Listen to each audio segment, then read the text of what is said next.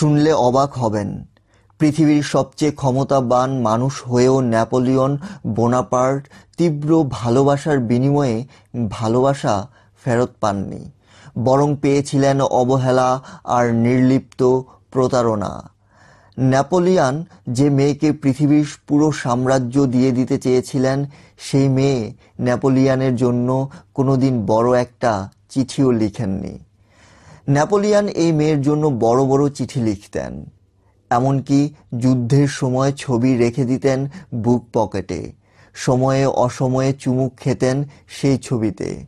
এত ক্ষমতাধর একজন মানুষ, অথচ বউয়ের কাছে গিয়ে অসহায়ের মতো বলতো আর একটু বড় চিঠি লিখতে, যাতে এত দ্রুত শেষ হয়ে না যায়।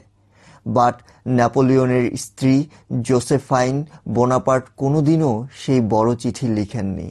অথচ একে বিয়ে করার জন্য নেপোলিয়ন পরিবারের বিরুদ্ধে গিয়েছিলেন। হ্যান্ডসাম একজন মানুষ হয়ে বয়সে বড়, বিধবা এবং 2 বাচ্চার মাকে সে বিয়ে করেছিলেন, পাগলের মতো ভালোবেসেছিলেন। অথচ নেপোলিয়ন মিশরে থাকা অবস্থায় সেই মেয়ে জোসেফাইন নেপোলিয়নের সাথে চিট করে বসে, সেনাপতির সাথে অ্যাফেয়ারে জড়িয়ে পড়েন। ফারেনহাইট 451 বইতে একটা লাইন ছিল এমন, ইট ওয়াজ এ প্লেজার টু বার্ন। যদিও ভিন্ন কনটেক্সট, তারপরেও এই লাইনটা পড়ার সাথে সাথে ভালোবাসার কথা মাথায় আসতে বাধ্য। এই পৃথিবীতে ভালোবাসার চেয়ে বড় আনন্দ কিছু নেই, ভালোবাসার থেকে কষ্টেরও সম্ভবত কিছু নেই। ভালোবাসার সবচেয়ে বড় ব্লাইন্ড স্পট হলো আপনি কাকে ভালোবাসবেন বা বাসবেন না, সেইটা আপনার হাতে। কিন্তু আপনাকে কে ভালোবাসবে বা বাসবে না, ওইটা আপনার হাতে থাকবে না। ভালোবাসাই এই পৃথিবীর এমন এক ব্যবসা, যেখানে আপনার সকল ইমোশনাল ইনভেস্টমেন্ট বিফলে যাবে জেনেও আপনি ওইখানে ঢালতেই থাকবেন আপনার ইনভেস্টমেন্ট।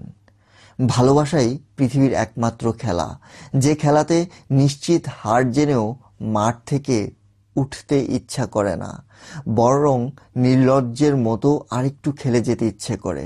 নেপোলিয়ন বোনাপার্ট তীব্র ভালোবাসার বিনিময়ে ভালোবাসা ফেরত পাননি, বরং পেয়েছিলেন অবহেলা আর নির্লিপ্ত প্রতারণা।